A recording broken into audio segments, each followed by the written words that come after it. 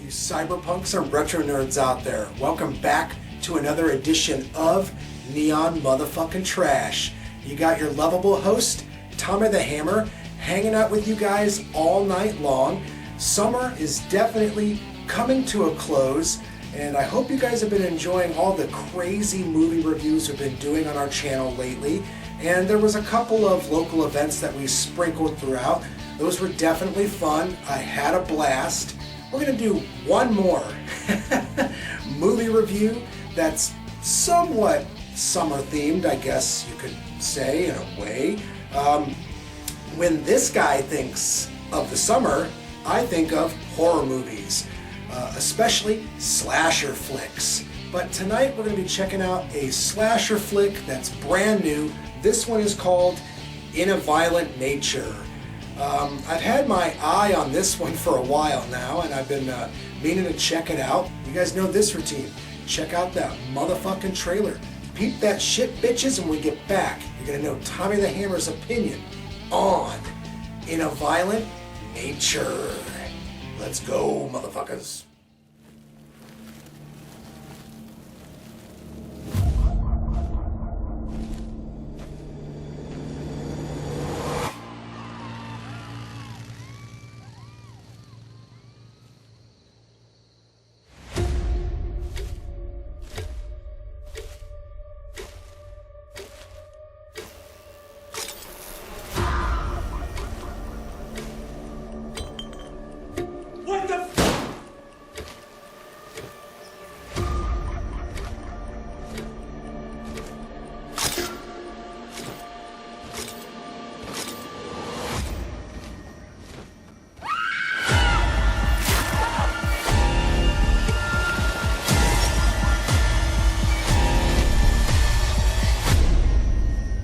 Animals don't get too hung up on reason.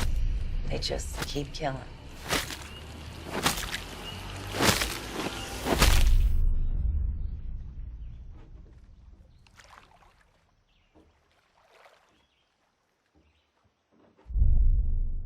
So here we are, 2025, and watching a brand new slasher flick. I gotta admit, guys, I enjoyed the movie quite a bit. But one thing I do want to kind of discuss, at least here at the beginning, is that we, the audience, are at an interesting crossroads when it comes down to modern horror movies and slasher films in general. Arguably, the 1980s was the pinnacle, at least in this guy's humble opinion, of slasher films. I mean, that was the era that I grew up during, and those movies can't be topped. Well, when that decade transversed into the 1990s, we were definitely getting into more of a meta sense of the genre. You know, with movies like Scream and I Know What You Did Last Summer and Urban Legend. A lot has been said in the genre. Where do we go from here? What do we do as a creative force? And I feel like that's what this director is trying to at least question, you know, for the audience, because in this movie it definitely bucks tradition. It goes for a very unconventional angle by hyper-focusing on the slasher. You are focused on him. He's resurrected, he's stalking the woods, and you don't really deviate from his perspective.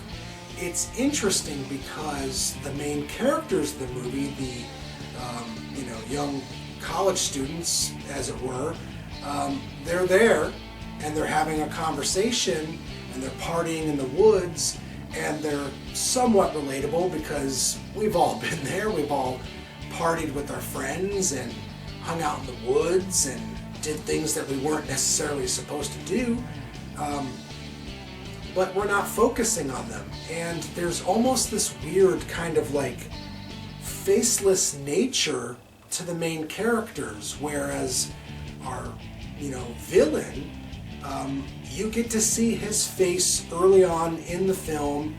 up front and bold in front of the camera and during daylight. What a ballsy, risky move by the director. He's upended conventions. He's taken his love of 1980s slasher movies and kind of skirted that weird 90s period, but also collected inspiration from the 2000s horror movie resurgence and merged them all into one original package. So I feel like this movie is a very big success because on one hand, it's bucking tradition. On the other hand, it's honoring tradition.